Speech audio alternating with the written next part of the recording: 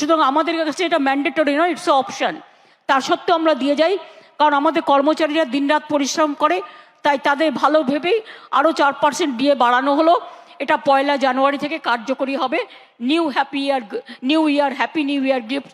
রাজ্য সরকারি কর্মচারীদের ললিপপ ধরাচ্ছেন, এটাও এক ধরনের প্রতারণা।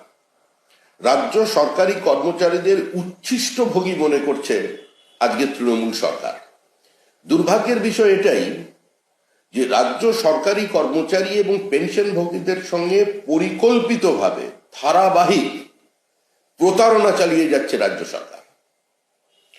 বারবার আদালতের দীর্ঘসূত্রিতা, রহস্যজনক কারণে সুপ্রিম কোর্টের দিন পিছিয়ে যাওয়া, মুখ্যমন্ত্রী একবার রাজ্য সরকারি কর্মচারীদের সম্পর্কে বিদ্রুপসুলভ কদর্য কিছু শব্দ উচ্চারণ করেছেন, কার্যত বিদ্রুপ করেছেন তাদের। পরবর্তীকালে তিনি এটাও বলেছেন কেন্দ্রীয় সরকারে চলে যান, ডিএ দেওয়াটা আমাদের ইচ্ছা অনিচ্ছার উপর নির্ভর করে। মুখ্যমন্ত্রীর আগের যে ঘোষিত অবস্থান ছিল তা থেকে তিনি সরে আসতে বাধ্য হয়ে একটা 4% দিয়ে দিলেন, 36% বাকি থেকে গেল। সুতরাং এটা কার্যত এক ধরনের প্ররোচনা। আমার মনে হয় রাজ্য সরকারি কর্মচারীরা, রাজ্য সরকারের যারা পেনশনভোগী আছেন, তারা দীর্ঘদিন ধরে আন্দোলন চালিয়ে যাচ্ছেন, তাদের অবস্থান অনড়, এটা তারা মানবেন না।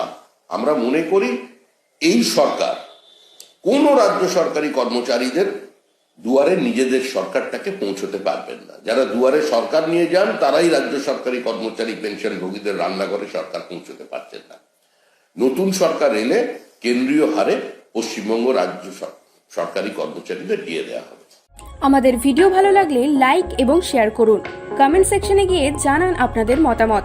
আরও ভিডিও পেতে আমাদের চ্যানেল সাবস্ক্রাইব করুন এবং প্রতি মুহূর্তে খবরের আপডেট পেতে প্রেস করুন বেল আইকন।